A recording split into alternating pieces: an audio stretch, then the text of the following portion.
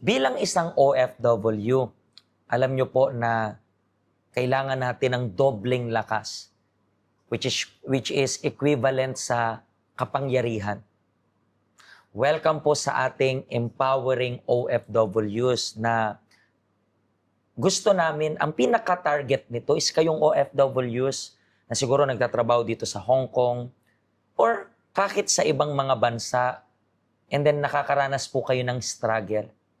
Hinihiling po namin na sana itong program na ito ay magdala ng inspirasyon para sa bawat isa sa inyo. Kayo na gusto nang sumuko, gusto nang magpakamatay, gusto nang tapusin yung buhay ninyo kasi parang walang pake yung pamilya nyo sa inyo, huwag nyo munang gawin yan. Hindi po solusyon yan. Masarap mabuhay, kailangan nyo lang po ng kapangyarihan, ng lakas para mapagtagumpayan lahat ng yan. Katulad po sa special guest natin today, ano pong pangalan po ninyo? Glenda po, Pastor. Ma'am Glenda, gano'n na po kayo katagal na OFW? Kung bibilangin ko po, Pastor, nasa 29 years na rin po. 29 years? Yes, kung tutusin talaga. Pero yung within 29 years ko, bali, tatlong re-apply po ako ng 29 agency. years. Oo. And ilang taong ka pa lang noon that time nung lumabas ka ng bansa? Mga 23 something. 23 Pastor, something. yes. Oo. And ikaw naman po, ano yung naging reason mo para umabot sa punto na this time abroad na? Yes, Pastor. That time po, Pastor, ayoko po rito sa Hong Kong pumunta. Actually, sa Taiwan po. Kasi base po sa working experience ko po as an electronics. Kumbaga, factory worker talaga yung gusto ko. Ayoko po dito sa Hong Kong. So that time, Kasi dito sa Hong Kong, more on, di ba, parang pag-aalaga na. Di mo pwedeng kuryentehin si Popo, di ba? yes po, Pastor. At saka po noon talaga, yung dito sa Hong Kong, hindi ko po sana yung din trabaho din kasi base po sa... So wala kang experience Kaya talaga. wala po talaga, Pastor. Pero dito ka lang ba nag-abroad sa Hong Kong? Yes po, Pastor, dito lang. And bakit ka po, yung tanong ko kanina is, bakit ka nag-decide mag-abroad? Kasi po yung ate ko na kinuha na niya akong dinirect hire niya ako kasi nga that time sa Taiwan, ang laki ng placement fee, wala akong pambayad. Nung time na yun, umaabot ng 200, less than 200 yung mga factory workers. So, wala kaming pang placement fee. So, sinabi ng aking nanay, pumunta ka na lang sa Hong Kong kasi nandun yung kapatid mo, ida-direct hire ka niya. Sabi niya ganun, Pastor. So, Parang direct hire, so parang residente siya dito? Hindi po. Kumbaga, dinirect hire niya ako. Kinuhanan niya ako ng Okay, hinanapan. so, hinanapan kasi usually uso yan dito, Yes, di ba? doon No? po. Kapag parang meron kang kamag-anak dito, Yes, so ang gagawin nila, sila na halos mag-aasikaso ng mga agency. Yes, Pastor. So, ganun yung nangyari yung sa'yo. Yes, sa akin po. Ganun, And Pastor.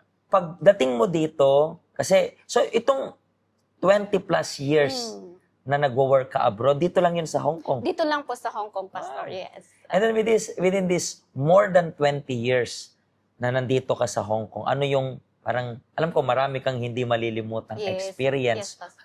Pero ano yung hindi mo malilimutang experience when it comes about negative na pangyayari?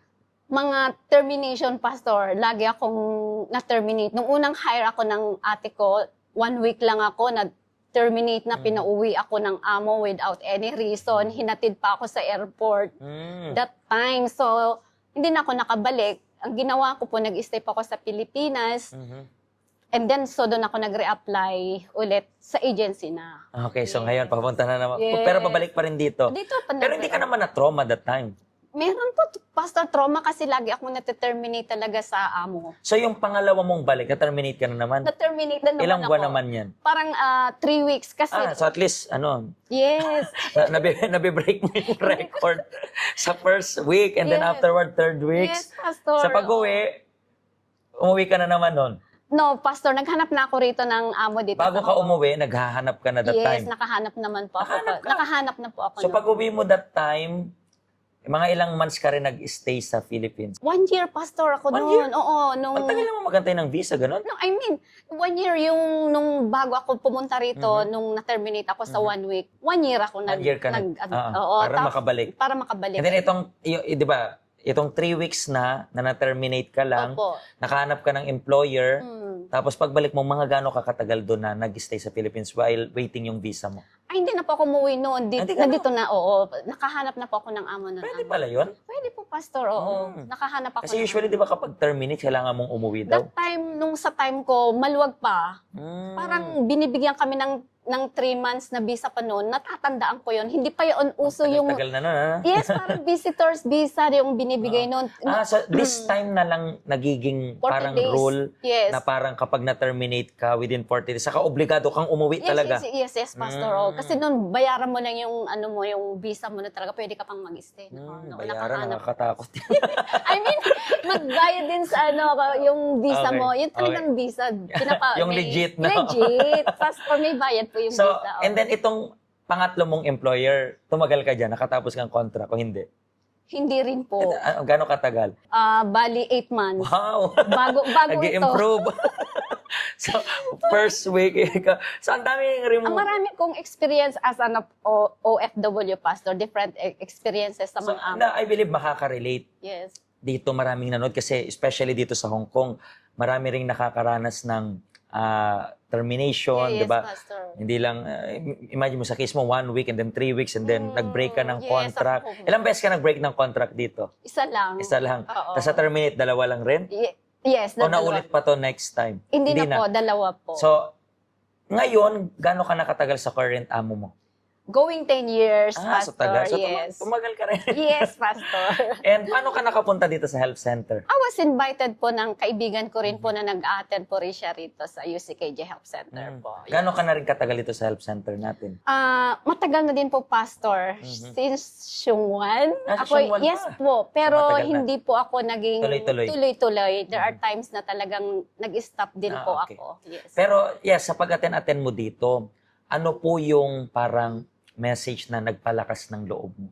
Ano po sa akin, Pastor, yung natutunan ko po dito na nagpalakas ng message sa mga OFW is huwag masyadong yung madamdamin. Kailangan lumaban sa lahat ng mga nararanasan namin dito para tumagal kami. Kasi, Pero bakit? Kasi aminado ka ba na parang nakokontrol ka rin ng emotion mo dati? yes po, Pastor. So this time, bilang isang OFW ngayon, natutunan mo na dapat maging palaban, di ba? Yes po, Pastor. Wag masyadong, wag mag-give up. And, actually, pwede ko rin nga siguro ma-advise sa mga kababayan natin, huwag rin masyadong mag-overthink, di ba? Yes, Minsan kasi dahil sa masyadong emotional, nag-overthink na rin, yes, di ba? Ikaw lang rin mahihirapan. Yes, Pastor. So katulad ng sabi mo, natutunan mong maging palaban. Yun po yung reason kayong nanonood sa amin. Kailangan nyo rin pong, pag sinabi namin maging palaban, it's not about aawayin mo yung employer mo. When it comes about, sabi natin, magiging palaban, parang ito, empowering OFW. Kailangan mo po ng lakas ng loob. At yung lakas ng loob, hindi po yan nadadaan ng motivational na pananalita.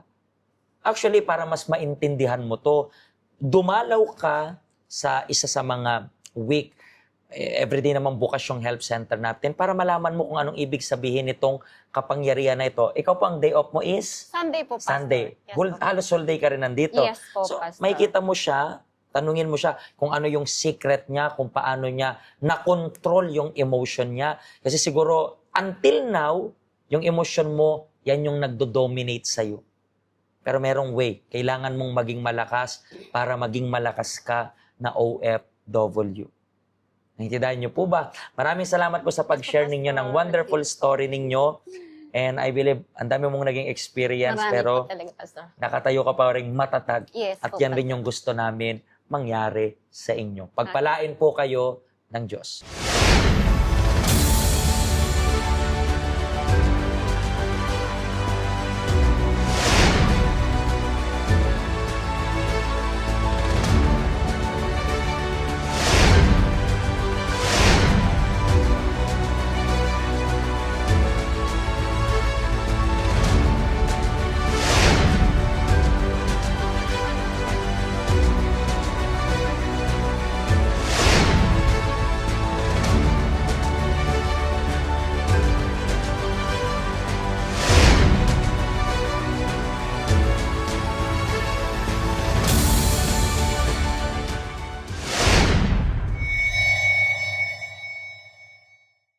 Hello, ako po si Pastor Joshua dito po sa UCKJ Health Center dito po sa Hong Kong. At yung mga napanood nyo pong testimony, ay mga testimony ng mga OFW dito sa Hong Kong. Pero I believe makaka-relate rin naman kahit nasaan po kayong bansa. Basta OFW. Ang help center po natin ay walang pinipiling religion. Base na rin po sa name, Health Center. Kung kailangan nyo po ng karagdagang information, nandito lang po sa baba lahat ng information na kailangan ninyo. Kontakin nyo lang po kami at magiging masaya po kami na matulungan ka, ma-assist ka, nasaan man po kayong bansa. Pagpalain po kayo ng Diyos.